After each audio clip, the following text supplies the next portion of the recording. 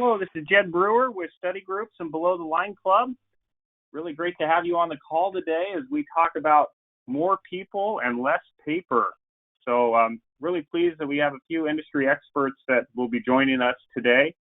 If we think big picture about what's going on in our economy, labor markets are really challenging right now. I've talked with several study group members, and I've heard some mention that this is the toughest labor market in their lives that they've had to encounter. And I was actually reading the Wall Street Journal this morning, and they had a really nice graph on the front page, which I thought I would just pull up and show you. But it looked at the change in job openings and applications since January 2020. So January 2020, pre-pandemic, right, which hit in March. But if you look at where things are now in 2021, the orange line is the percentage change in job openings, but those are up 30% from January 2020 pre-pandemic. So the economy's hot.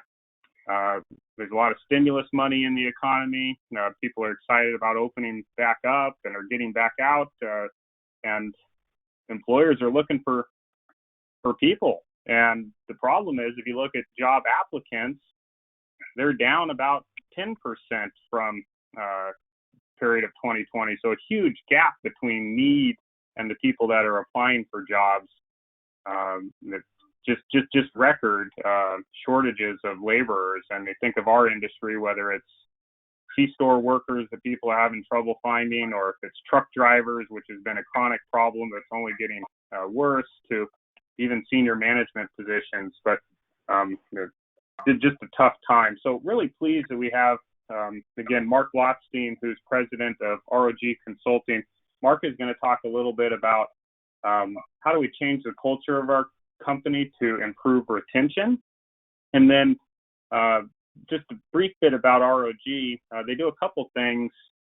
One is sort of on the employee screening side, so drug testing and job applications, et cetera, the onboarding process. And then two, on the software side, how do they get involved in just helping you improve your processes and streamline your business. And then we also have Keith Haag, who's the director of sales at iRely. And Keith is going to be talking some about how do we use less paper in our organization as we think about our processes, how do we streamline those? And what's one benefit of that is being able to do more with less people and be more productive, which is another strategy, just tool in the toolbox, so to speak, to address this big problem that we have. Joining Mark with ROG Consulting will be John Strickland Jr., who's a senior consultant there as well, and John may chime in from time to time with a few things. But with that introduction, I'm going to get it turned over to Mark, but we want this to be as educational as possible for you and to get your questions answered. So if you do have any questions, please chime in. We have you muted, but you can type in the dialog box. I'll be able to see that and relay that to our presenters at the appropriate time. And then also we will record this, send you the recording and the slides afterwards so you can have them as a resource or share with a colleague. So with that introduction, tell us about labor, Mark, and is it an expense or an investment? Thank you, Jed. Appreciate the introduction and the time. Appreciate everybody from study group taking time out of their day to join us. I think, as Jed said earlier, this is a problem that has only become worse in the last year. This is not a new problem, but it's something that's gone from an irritation and a difficulty to something that's truly a significant impediment to business in our future. Bear with me a second here. Okay. So just very briefly, Jed mentioned ROG Consulting. I'm the founder and president. We've been in this industry for over 13 years. My experience goes back nearly 25 years, as does my team, anywhere from 15 to 30 years of experience. We've been working with study group members for probably 10 plus years now, and we do a lot of different things, from process and procedure to software, hardware, and so forth. But again, skip that for now and get right into the meat of things. I think that what we need to understand is how we view hiring and retention. I think most companies view labor as an expense. It's something that costs you money, but you're not necessarily seeing the return on that. And we need to flip our thought process. And what I'm going to say is maybe something that's a little bit on the harsh side, but at the end of the day, what I've seen in this industry in most cases over the last 5 to 10 years is people complaining about the employment issue and hiring people and turnover of people and people stealing from them. But I haven't seen a lot of people putting in the time, the effort, and the money to do things differently. And I think we've reached a turning point where we now no longer have a choice. If we want to continue on in business, if we want to continue to be successful, we need to reframe how we look at things.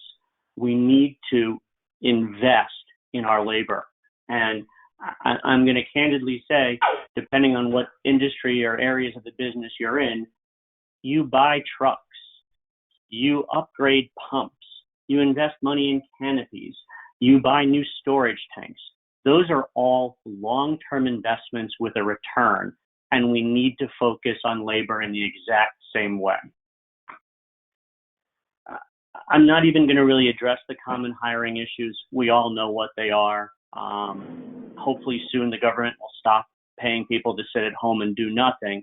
But even when that goes away, it's not going to solve all of our problems. So again, we all know there are issues and we all know what they are. People need to understand, I know there's different folks from different areas of business here, whether they're owners or HR or directors of operation, but there's a significant impact to losing an employee. There's the cost of hiring the new employee. There's the cost of onboarding and training a new employee. There's the lost productivity while we're doing that. There's a lot of folks out there who build rapport and relationships, whether it's in the C-store or the person answering the phone for home heating oil or fuel delivery. And there's a certain level of warmth and so forth there that gets lost when you have to bring in a new employee. That new employee will obviously make errors and mistakes as they learn the ropes. And that also is detrimental to all the rest of the team members. And I tend to focus more on retail because that's the area that I tend to focus on and enjoy most. But, if you're working in a C-store and you're covering the hours because somebody else quit or, got fired, it's stressful. If you have a new employee who's making mistakes and it's making your life more difficult. So it's not just that one employee. It's not the hard dollars that you've lost. There's the customer aspect to it. There's also the internal employee attitude toward it and how it affects people. And Mark, I'll just chime in and say that what you mentioned is right on what I'm hearing, where people are saying, boy, our good people are burned out working long hours trying to, cover for people who aren't around. And it's putting a lot of stress on the good people in the organization. Yeah, and we're hearing the same thing. And it's not just one part of the country. The amazing thing is literally from coast to coast, south and north, Midwest, everywhere, people are experiencing similar problems. And I think, again, there's a lot of different reasons, and it's going to vary from person to person on this call. So it might be one or two of the things I'm talking about today, but it might be all of the things. But again, focusing on the retail side and job descriptions, I cannot tell you how many times clients have told me the horror stories of they hire someone for a store, they quit within hours or within a day or two. I'm going to tell you in almost every one of those cases, it's because the people didn't know what they were getting into. They didn't know they had to clean a toilet or work in a walk-in refrigerator for 3 hours. So something as simple as a job description and explaining what someone's role and expectations are can eliminate some of that. We have very minimal interviewing processes. And again, on the retail side, that might not always be the case in the office side of things. But, one of the issues right now is, do you let store managers bring on new employees? Well, let's be honest. If there's openings, if people are working too many hours, if people are going to quit or people are losing their minds, what's going to happen? Those store managers are going to hire the first warm body that walks in the door. And that's just exacerbating the situation. And again, even in the office side of things or the driver side of things, the interview process is really important. we tend in our industry to not do a ton of training or onboarding. More often than not, we tend to throw people into the fire. And again, this can be problematic. We need to take a step back. We need to actually train people how to do the job. It takes time, it takes effort, there's additional cost, but at the end of the day, you need this person to understand their role, to be adjusted, because if you throw them into the fire in any capacity, again, you're more likely to lose that person. Work environment. I have been at many client sites. At the store, depending, it can be highly problematic. I've been in offices where maybe it's negative toward women, maybe it's negative toward minorities, maybe it's just too much, good old boy stuff going on. So a work environment, making sure it's inclusive and people feel comfortable is also key. And let me say, I'm not one of those people who believes in cancel culture or anything like that. So I'm not saying we all have to be, perfect, choir men and women. I'm just saying people need to be aware, in particular, some of those employees who have been with you for 10, 20, 30 years, maybe they're not behaving or acting in a way that's beneficial to the newer employees. Another aspect, and again, I'm going to focus more on the retail side where you have the highest turnover. The fact of the matter is, where are people supposed to grow? What's the plan? Do you want someone who's just going to work for you for a summer or for a year or two? I think it's beneficial to all of us if that person stays for a longer period of time. So there needs to be some type of, where possible, growth plan, career achievement plan, so that people don't think it's a dead-end job. When it comes to looking at what you need to do, again, not every area of the country is the same. And I think people need to spend some time and look at what is the competition in your area paying. And this doesn't mean just convenience stores. This is other similar jobs. Is it the local grocery store? Is it the Dollar General? Is it, other similar type stores? And I'm going to say that, again, it's something that you need to be aware of. You need to look at what your company turnover rate is. It varies wildly in this industry, but quite often it's somewhere between 100 to 150%. And obviously that's not acceptable. Once you know what that turnover rate is, speak to other members within the study group that you belong to. Find out what type of turnover they're experiencing. I'm sure that pretty much everybody on this call has friends and family that are in business in other aspects. Speak to them about it. Take a look. What's the average length an employee stays with your company in each functional area? And understand, okay, is there one area that has higher turnover than another? And again, maybe that's where you're going to put your focus. How many people quit or are fired within the first month of employment? If that's a significant number, you've got a problem, and you kind of can point a finger as to where that problem starts. Right now, are you doing any type of exit interview to understand why that employee left? I can probably say it's 15% or less of companies out there are doing that on the retail side, and probably under 50% are doing it in the office side of things. Finding out why somebody was unhappy, what it was that caused them to leave, is a key way to find out what problems there are that you need to fix.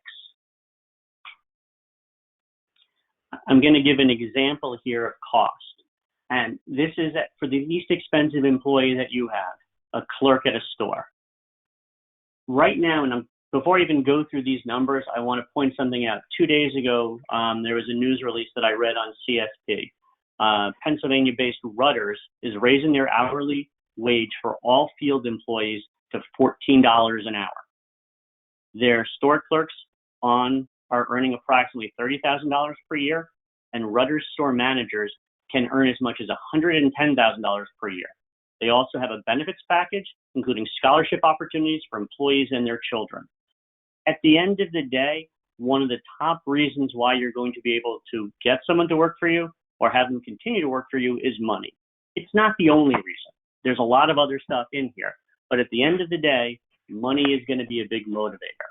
And if we look at what the cost would be if you were to raise your salary by $2 an hour per employee, so if it's $2 times 40 hours times 4 weeks times 12 months, it's going to cost you an extra $3,840 from hard dollars. From the research out there, and that's SHRM, which is the HR guru of the industry and where everyone is actually certified by, finding a new employee in the retail world costs about $4,000 just to find them. There's your labor overtime costs while you're trying to find this employee.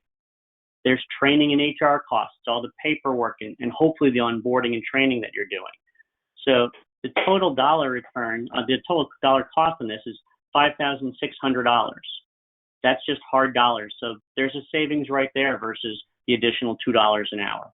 Then the intangible returns, how many mistakes does a new clerk make? Are they making customers unhappy? Are they causing problems within the general workforce in that store? So at the end of the day, I think people have to realize you have to make money, you have to spend money. And to get an employee who will stay with you for a longer period of time, who will be more conscientious, who will build that rapport with your customer base, it should be worth spending a couple of extra dollars an hour. And I think in today's labor market, it makes a really big difference. Just I remember jump on that. I feel like, Mark, we've been in this, what I would call disinflationary macroeconomic environment for the last couple decades or more, and we're starting to shift to an inflationary macro environment. And whether we like it or not, it's the reality that we live in, and we've got to position our businesses to be successful in there. And I know money is a piece of that, but to your point, that's sort of just the start of the discussion about company culture and how else do you differentiate yourself in the marketplace to be the employer of choice. 100%, Jed. It's just one of the factors, but it's the one that most people complain about to me. Everyone complains about the hourly wage, and so again, I wanted to show the numbers behind spending more in the way of salary or hourly for your employees. So you can see a case study up now, and I vividly remember this, and I remember how the owner of this company, the CEO, was derided across all different industries. But this is somebody who saw that making more money, investing in other ways in their employees would have a long-term payoff. This is a company that does credit card processing, so we're all familiar with those types of companies. He raised everybody's base salary to $70,000 a year. Since that time, in 6 years, his company revenue has tripled, his customer base has doubled, his turnover has dropped by half, and he now has 200 employees and has opened another office. And this company also, again, does a significant benefits program, 401k, scholarship, and continuing education. But at the end of the day, this to me is a perfect example of what we want to try to be achieving. Let's see if I can go to the next slide here for a second. Bear with me. Seemingly a very slow internet today. Okay, so what to do next? I think that there's certain bullet points here that what the process is. Focus on the hiring process. How are you finding these people? Are you letting, again, the store manager do it? Are you letting disparate people in different areas of the business do it? I think having an HR manager who is overseeing that process, who has job descriptions, who has set a certain bar or expectation, needs to be involved in that process. Again, obviously offering competitive salary and benefits, offering additional incentive for people who go above and beyond. Obviously people, we expect a basic level of competency and work ethic, but for those people who are willing to step it up a notch, there should be something, some enticement for them. Not just training. What would be an example of what that would look like, Mark? It could be someone who hasn't taken a sick day or time off. It could be someone who, you've gotten feedback from customers about what a great job they've done. Someone has come and said, wow, your store is always clean, your pumps always look great, there's never garbage. Well, you know what? There's a couple of people that are in charge of that and are in that store every day. You're not getting that same feedback at another store. then there's some type of benefit that you want to give to those staff members. And again, it could be, something from paid time off. It could be, getting some weekends, giving them weekends off or something. There's different ways to make people happy. And again, you just want to be able to recognize when people go above and beyond. I would say I've always recognized the power of a handwritten thank you note from the CEO or key manager in the company. That goes a long way. Non-monetary, but can mean a lot to somebody. Employee of the month, parking space. Closer to the building or whatever. It could be, like you said. It also could be when you have a quarterly gathering or your annual Christmas event, recognizing people. Yeah, I mean, a pat on the back, recognition in front of their peers is certainly something that appeals to a lot of people.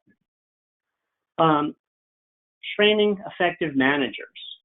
Again, I cannot tell you how often I find people who are in managerial roles who either are not necessarily suited for that role or have never been trained how to do it properly. The manager is the person that needs to train the people below them, that needs to be someone that people can come to, that needs to understand how to solve a problem, not make it worse. And a lot of times I find that managers in different aspects, are not the right person for that role, or don't understand what their role is supposed to encompass because they haven't been given the necessary training. And that kind of dovetails into the next point about open communication. It's really interesting. As a consulting firm, we go into clients and on a regular basis, having just walked in the door, are told all kinds of things about people's personal lives, about people's lack of listening, about how people treat other people, and it's something that never stops surprising me. How I can walk in the door, one of my other consultants can walk in the door, and within 2 days, learn all types of information that really upper management needs to know about because it's problematic at the ground level.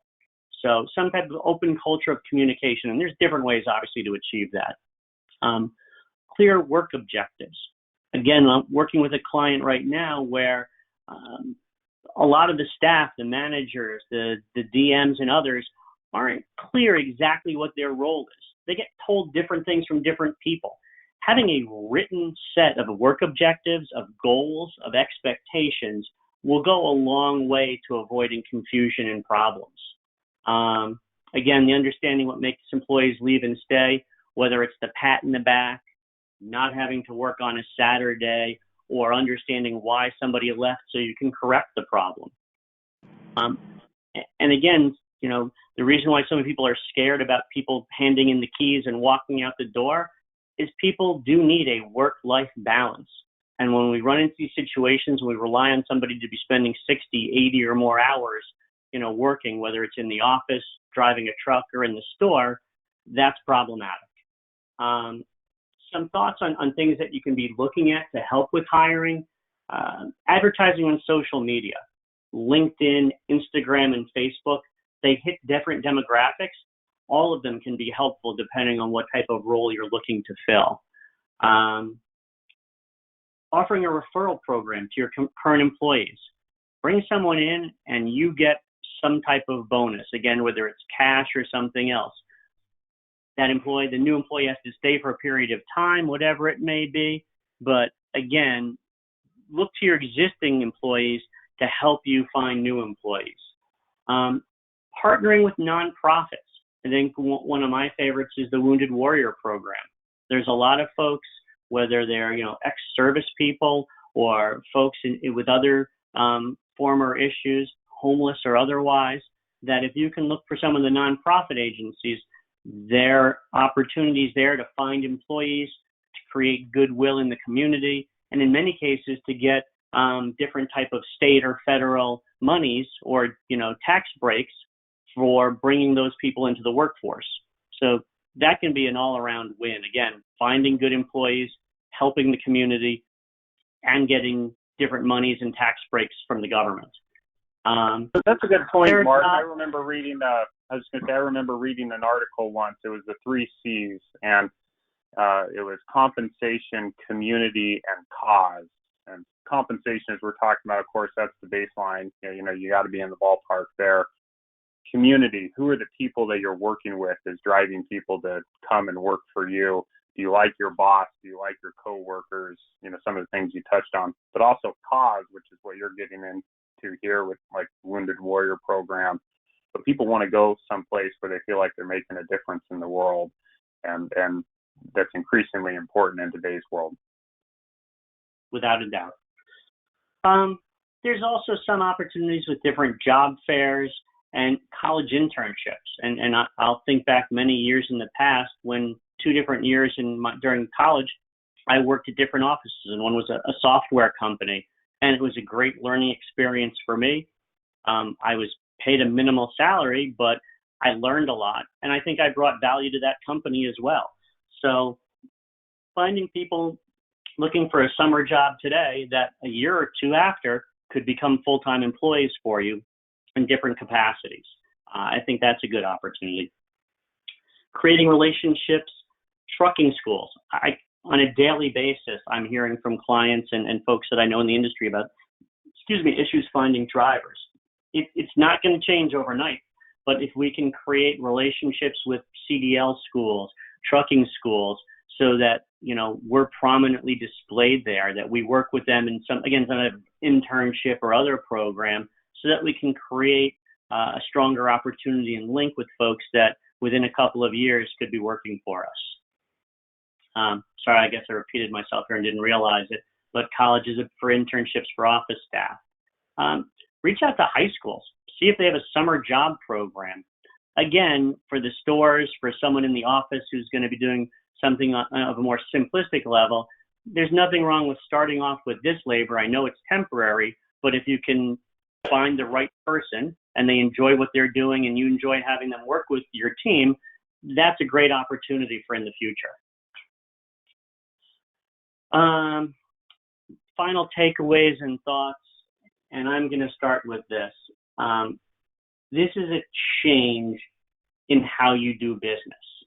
This is how management looks at labor. This is utilizing your HR staff effectively, and if you don't have HR, looking into bringing that into the fold. It's how your managers are trained and what your expectations are for them. It's how your ground level staff are identified, hired, and maintained. You need to look at this from a completely holistic business experience. You need to research how other companies are doing this. Companies that are doing well with retention, why are they able to do this when you're not in some situations? You need to speak to your staff today to understand what they like and don't like.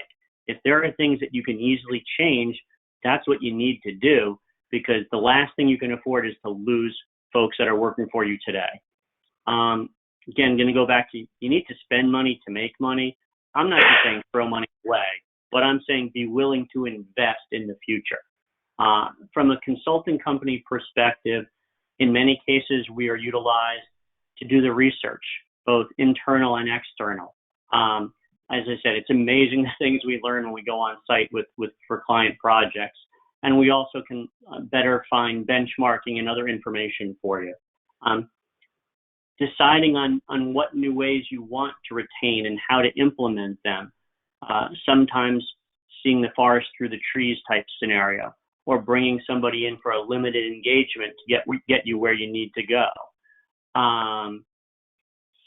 Actually implementing programs and bringing it out to the employees. At the end of the day, there is no one stock answer that fits everybody. Everybody's got different needs, different areas of the country and so forth, but it can be done. I will end with this last thought, and that is, you can't expect to see results overnight. This is a project that at minimum will take 6 months, possibly as much as 12 months to bear fruit, but it's something that's well worth it, and you need to do it sooner, not later. And that's pretty much my thoughts for today. Hopefully I covered some good topics and was helpful. Yeah, thank you, Mark. And again, for the audience, feel free to type in any questions you have. We'll pick them up at the end of the call. But really appreciate what you were sharing, Mark, which is leverage is now with the employee more so than with the employer. And we as employers have to up our game to be the employer of choice out there. And I appreciate those practical tips that you gave. We're going to turn to Keith Haag at iRely. And Keith is going to share a little bit about, all right, how do we make ourselves more efficient? And if we can make ourselves more efficient, we may be less dependent on employees for things. So there's sort of two sides of the coin here. We got to attract great talent and retain great talent, but what can we do to, help not need to rely on talent as much at the same time? So just brief background on Keith. He's with the iRely business team, but more than 20 years combined experience working for customers to help them build solutions that advance their business performance. Keith leads the Western region for iRely, which is a back office software company in this industry, and Keith's out of the San Francisco Bay Area. And Keith and iRely are both newer to the Below the Line Club, so really, really pleased to have him in here. But Keith, I'll turn the floor over to you and tell us a little bit about paperless technology and how we can use that to make ourselves more efficient.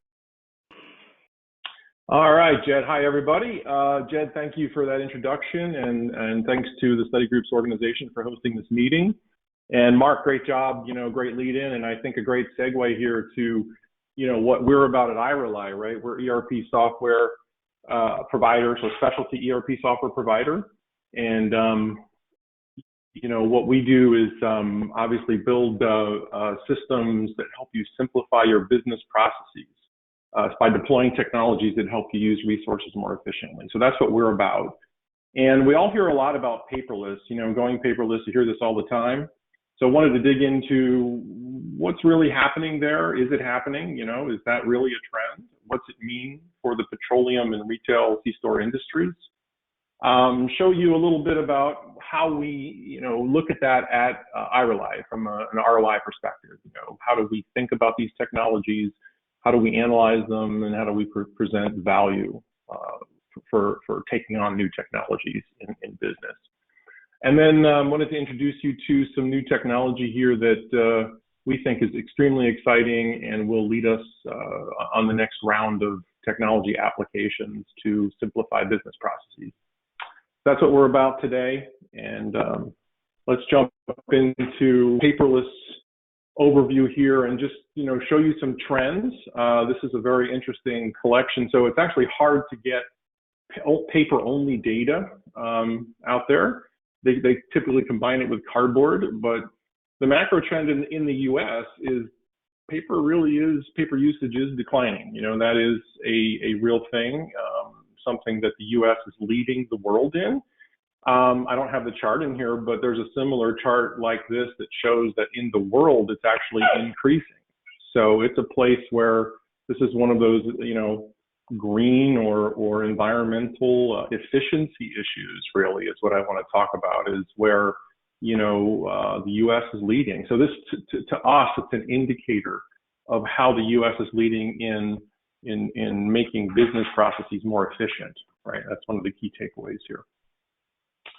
So some other data, anecdotal, I guess, this is digital signature market size, right? And so this is a trend, right? This is showing how folks are adopting the technology of electronic signature. And I think it's something that we're all familiar with. DocuSign, for instance, is one of the providers here, and something I'm sure we all have either run up against or used. I know something I've adopted from time to time, so very useful technology, and I think an indicator of the trend there. One of the key in an adjacent industry, so if we look at what specific verticals are doing, this shows you, and you hear all the time from your utility companies and your telephone companies, about going paperless. Well, here's some specific data where the utility folks have gone out and looked at, N down there is number of companies. and looked at year over year what's happening in terms of, billing adoption in paperless, and that's a 15% CAGR over that period, over about a 7-year period there. And so another trend, right, that shows that people really are moving toward less paper. Again, this is all U.S. based. A little more anecdotal data. This is sort of just for kind of FYI kind of point of interest, is a great majority of folks are using electronic payment channels, right? And so one of the areas that we see a lot of interest in from customers is a collaboration portal or a user portal, and users can come in and make their own payments on their own time, in their own time. So this is a real trend, and something that if you're not already, if your business isn't already making use of that, it's a place where you could really gain, simplify business processes and gain more efficiencies. Okay, so what does it mean to go paperless? Well, pretty straightforward. At the core of it, it's transforming information that was on paper into electronic documents, right? And letting that be stored in a central repository. What that enables is processes that were manual can now be automated. So pretty straightforward, something I think we're all familiar with, but that's the core of it, right? So it's not, the point here is it's not so much about paperless. That's sort of happening, and it's a thing, and it's a sexy term, if you will, right? The core, what's really happening, and I want to show some specific examples here with an ROI analysis, what's really happening is the move to electronic documents enables processes which are way more efficient in a bigger way even. So the paper, less paper is good, less money spent on paper and dealing with paper, but what's really happening is you're enabling other efficiencies that are even greater. So what are the drivers here? Well, increased productivity is at the top. So there are surveys out there, AIM market surveys, the biggest one, just, dozens of hours people waste searching for paper files. So nobody, if you can get out of paper, and it's not always the case that you can, there are, it's not a panacea, right? There are certain times, government, requirements. Some customers just want paper. Sometimes I want paper in my life, right? And maybe you do too. So, but, in places where you can eliminate paper, it's going to really improve productivity. Obviously, the operating costs that go with paying for the paper and storing the paper. A big one is being able to invoice your customers faster and get paid more quickly. So this one is really huge for cash flow, actually, which maybe a lot of people don't think about. But the ability, like I mentioned, the collaboration portal, the ability to invoice more quickly and get paid more quickly is not only going to help, improve, simplify and improve a business process in your organization, it's also going to improve your cash flow, right? So these are the kinds of things that, we see customers looking at and driving toward to, to help improve their business. And part of the result is going paperless. So looking at technologies that enable, these improvements. So this is a list it's a partial list actually, but the top ones, the big ones, and ones that some of them have been around for a long time. Some of them, you're I'm sure already using in your business. Others may be more new. It just depends on the size of your business level of, your investment in improving or simplifying processes. And so, each of these is a technology. You can think of them as individual capabilities, right? That we offer, we enable, and other ERP systems as well. I want to draw your attention though to the bottom one there. So we're going to talk a little bit about the next technology that's coming, and I want to focus on that here. Automated vendor invoice import. So keep that one in mind. We'll come back to that. A key takeaway here, though, is that these technologies, impact multiple processes. So each one of these, I can argue or show, is used in multiple processes across the business. Okay, and let me show a specific example. So this is an example. I don't want to, go through the flow diagram here, but this is the mobile billing, we call it mobile billing, so in truck for tank wagon in this specific case. And what we do is, we pay attention. It's our job, right, to help you understand, where do you get value here by implementing a mobile billing process, by paying for those tablets that go in the trucks, right? Why do you do that? And what we look at is the green circles are showing you where data enters and or leaves the system. And so we look at data flow, we look at, and this is, of course, if one of those circles were red, it would require paper there, right? And you see there are no reds. So we don't require paper. You'll have the option of generating paper, of course, but the process doesn't require paper. And, what does that mean from an ROI perspective?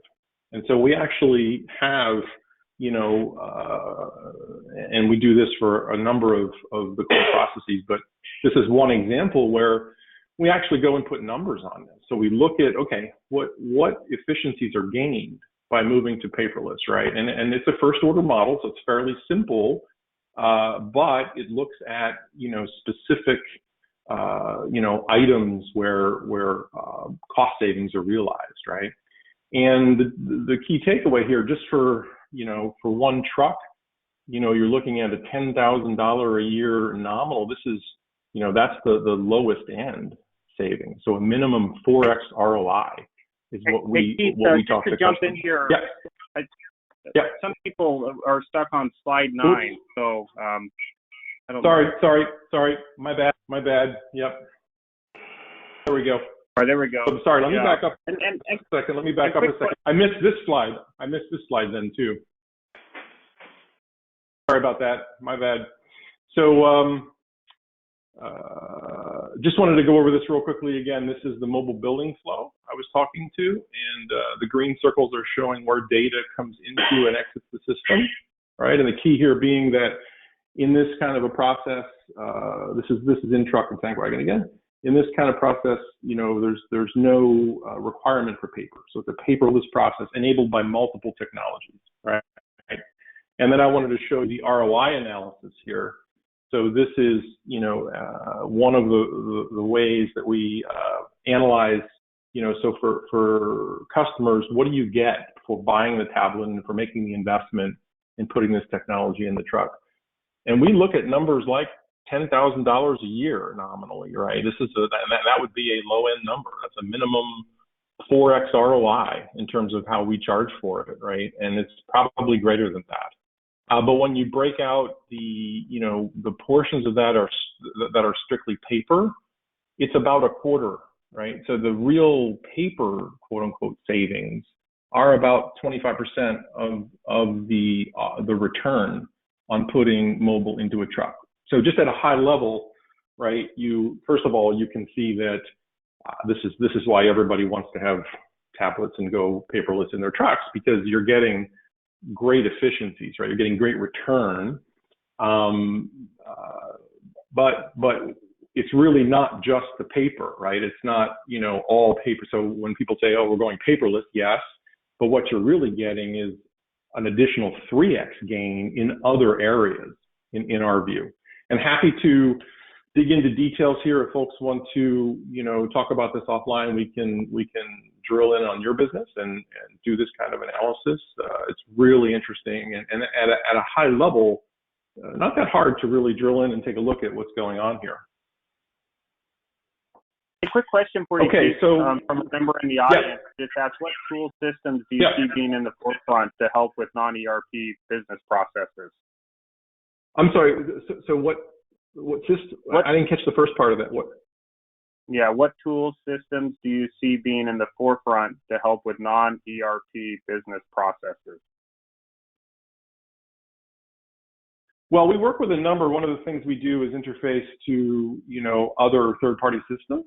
And so there's a wide variety. I mean, tank monitoring is a big one, so that's a place where folks are, the Internet of Things, I think, in terms of, helping further simplify that process of predicting what delivery is needed for a particular tank. So there's a place where we're doing a lot of work. That'd be one example, but there are going to be many. Folks have a lot of different requirements, things like, I need to interface to a services provider or to, a real estate application, lots of disparate non-ERP systems there. Good question, though. Thank you. Okay, so shifting gears here a little bit. So what's next? And when we look at feedback from the market, what we hear constantly from everyone, really, not just prospects and customers, but folks like Mark and others, right? Analysts and so forth. It's just the invoice process, just is way too manual, way too error filled, right? And we just need a way to help automate that, try to automate that.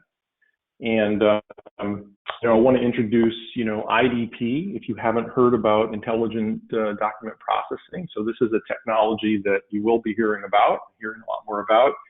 And it's kind of tied to the, the rise of, you've seen a lot of AI kind of applications, right, on your phones, facial recognition and so forth, voice recognition, right, all the, predictive text capability that's out there. Well, this is along those lines.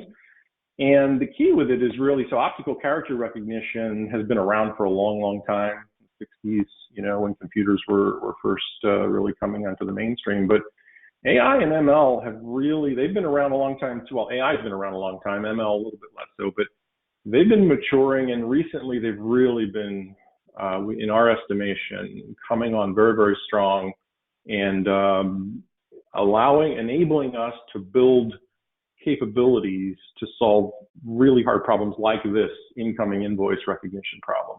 And so I just want to make you aware of that, that technology is out there. We're just beginning to touch this, really, starting with invoices, and I'm sure you can imagine, picture the flow of invoices into your business and what it would mean to know that you were handling those with the highest confidence and in the most efficient way you could, right? What would that do? How would that enable you to do more with the resources, segueing back to Mark's talk, how would that enable you to do more with less resources, right, in your business? And then we're looking at extending this already to BOLs.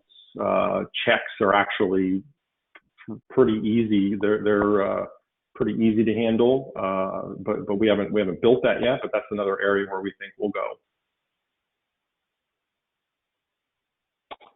So real quickly, what does it mean? What's IDP? Well, the document comes in, optical character recognition, extracts the characters, applies these processes, noise reduction, and so forth. The data then gets classified and extracted. And so think of this as where you're figuring out whether it's the number 1 or the letter L, and using context to do that. The really exciting part is this data validation down here. So advancements in machine learning, especially using data and rules from other systems, even outside the petroleum industry. So one of the things the cloud is enabling is, the sea of data and folks able to analyze, and improve their algorithms for ingesting data like this. That's really, in a nutshell, that's what's going on in the world. And, the folks like Microsoft. So we are a Microsoft partner. Our ERP runs on a SQL database, Microsoft SQL database. So we're very strong with Azure and Microsoft. They've introduced a cloud-based service that fairly recently, a little less than 2 years old, but we think is really, state of the art and enabling us to deliver the kind of capability that we couldn't have delivered just a few years ago. And so really, really exciting stuff here with this IDP technology and what Microsoft's doing. And where we're headed is, this model. So I want to jump real quickly into this model, training exercise, and this is the core of how you enable invoices to be ingested in the business. Was there a question, Jed? No, I think you're good. Okay, good. Okay.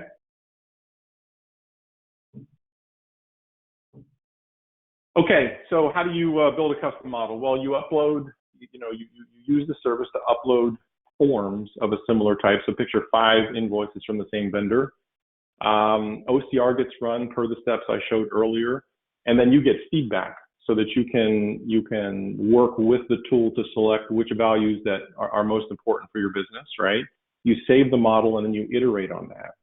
And I mentioned earlier, the model leverages data gathered from other similar forms in other businesses. So really, that's the real powerful part here.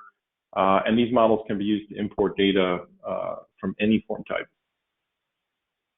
So looking at just a couple of, and I know some of these are eye charts. There's not a great way to simply show this, but you're literally feeding in, picture an invoice being fed in, and the system parses it.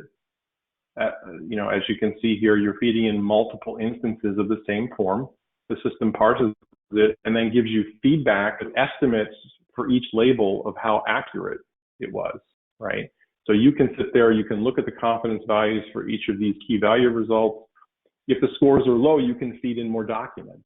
You can expand, the tool lets you expand the range of what kinds of data you're looking at for improving quality. So it's a very powerful set of tools.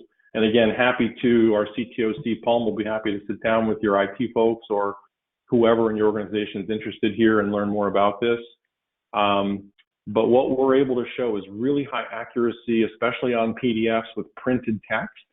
It also works on what's called unstructured data, like handwriting, for instance, or form data where the forms are not, the columns or rows are not well formed. They're really making big strides in improving how this works today. And then effectively what you do to, ingest the form, you feed it in, and what this is showing is, it analyzes the data that it gets, and it gives a confidence for each of the fields that you've identified as important. And then on the right is actually what gets generated, the data structure that's generated inside the system that shows that the ingestion's been successful. So we're right now working with a customer. So this is already in implementation, right? This is happening, and this just gives you a view, an overview of a screen that we've built. Today, the process, and again, this is somewhat in its infancy, but we think the accuracy is there to really take this problem on, and customers are doing that today. So right now, you still need a person to, dump the documents out of an email into a directory. They get then uploaded into this menu, and you see the recognize button there at the top center. That lets you, essentially send the document to the service, this Microsoft service. And then you can see the status column there, processing new and recognized, right? So the document, the service generates what we call a voucher, which is pretty much an invoice in our system. That gets attached to the record, and then you manually can go in and review that. So you look at, the output from the system, which gives you a score for each of the fields and for the whole document. So it'll give you a confidence level that the document that was, processed was either recognized or not. And so what this enables is, especially so then you have the opportunity as well to continue, working with the system to train, if it needs to be trained more to recognize the document, you can do that as well. And we can work with you to show you how to do that.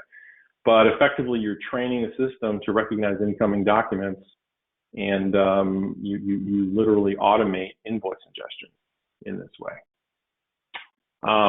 So work in progress and exciting stuff that, we're moving forward with, and would love to talk more about it. Question for you. So in you, terms Keith, of takeaways, Keith, what kind of success rates are you seeing with this automated document ingestion?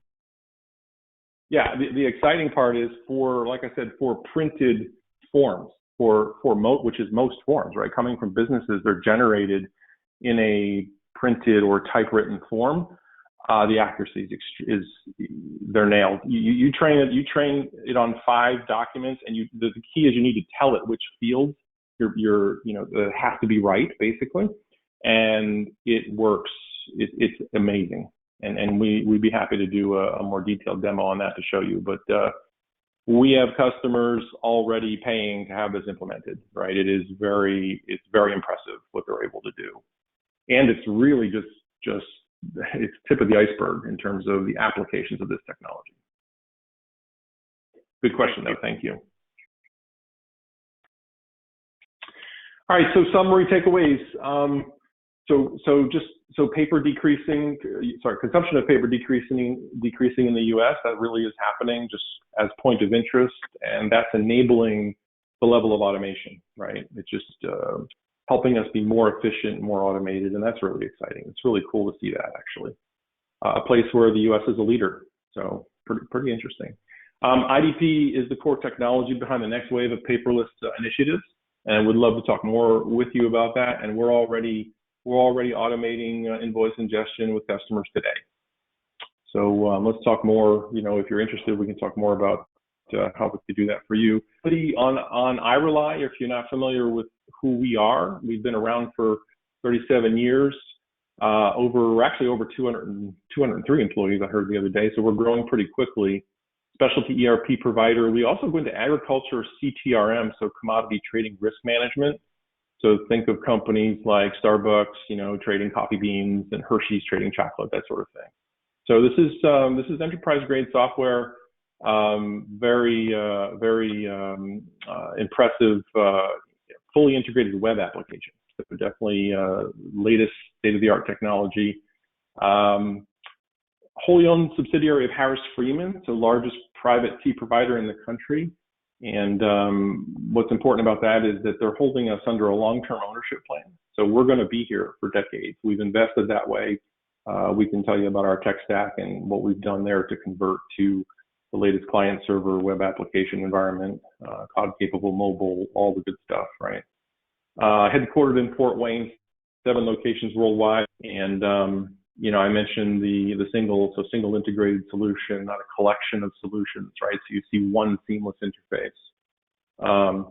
Cloud-capable, native accounting system. So we come with our own accounting system, real-time tie between inventory and the GL, which is exciting. So soft close capability. You can close your month at your will. There's no big monolithic closure process.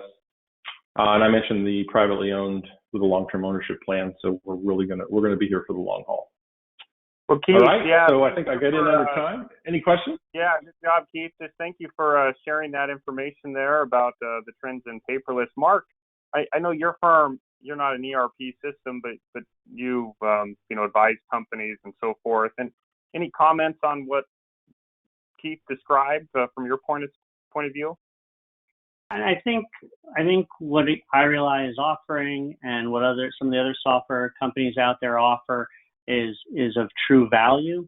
I think there's a lot of folks utilizing software today that may be multiple revisions behind of what software is bringing to the table, or maybe you need an adjunct piece of software or add-on piece of software. But I think there's real value to paperless and utilizing these newer technologies such as iRely. And obviously they are a quality company that's been around for quite a number of years. So it's certainly something that I think if folks aren't doing today, they should be looking into. Thank you, Mark, and thank you, Keith. And just want to say thank you again to the audience. We'll go ahead and wrap up here. I always appreciate your feedback on the webinars that we do, and if you have suggestions for topics that you'd like to see covered in the future too. With that said, hope you have a great day. Enjoy the hopefully sunnier weather that's on the way as we head towards summer. Take care, everybody. Bye. Thank you, Jed. Thanks, Jed. Bye.